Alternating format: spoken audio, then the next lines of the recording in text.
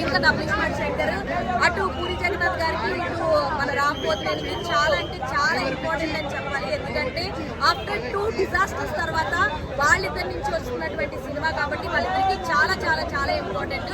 Puri connects banner పైన పూరి జగన్నాథ్ గారు అలాగే చార్మి గౌర్ గారు ఇద్దరు కలిసి నిర్మించిన సినిమా ఇది. హోమ్స్ అని దాని మీద పెట్టుకున్నారు.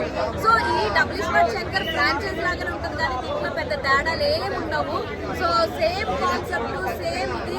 సో సేమ్ చిప్ కాన్సెప్టే సేమ్ రివెంజ్. కాకపోతే అక్కడ లవర్ కోసం తీసుకుంటాడు, ఇక్కడ మదర్ కోసం రివెంజ్ తీసుకుంటాడు. అంతకు మించి తేడా ఏం లేదండి.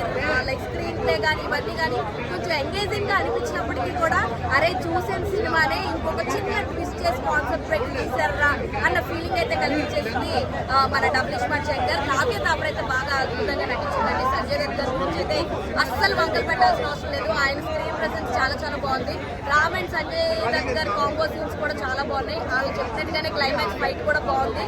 సో ఎక్కువ శివతాండం అనగానే ఆ పాటలు అవన్నీ వస్తూనే ఉంటాయి కదా, అదంతా కూడా మనం చూసాము. అండ్ హీరోయిన్ పర్ఫార్మెన్స్ కూడా బాగుందండి. పూరి జగన్నాథ్ గారి సినిమాలో ఫస్ట్ టైం ఐటమ్ సాంగ్స్ కి ఐటమ్ హీరోయిన్ లేకుండా మెయిన్ హీరోయిన్ ఐటమ్ సాంగ్స్ కూడా వాడేశారన్న ఫీలింగ్ అయితే వచ్చేసింది.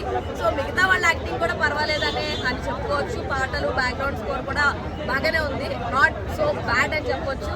సో ఓవరాల్ గా సినిమా అయితే పర్లేదు. కానీ చూస్తున్నంత సేపు అరే పాత సినిమానే కదరా మళ్ళీ ప్లే చేశారు దీనికోసమైనా మనం వచ్చింది అన్న ఫీలింగ్ అయితే ఖచ్చితంగా వస్తుంది. బట్ ఈ వీకెండ్ లో ఈ ఇండిపెండెన్స్ డే వీకెండ్ లో ఏదైనా మూవీస్ ఎంజాయ్ చేయాలి చూడాలి అనుకుంటే ఒక్కసారి సరదాగా మీ ఫ్రెండ్స్ తోటి వెళ్ళి ఈ మూవీస్ అయితే చూసేయండి. సో ఇది ఇవాల్టి ఆంధ్రప్రభ ఫిల్మ్ అప్డేట్.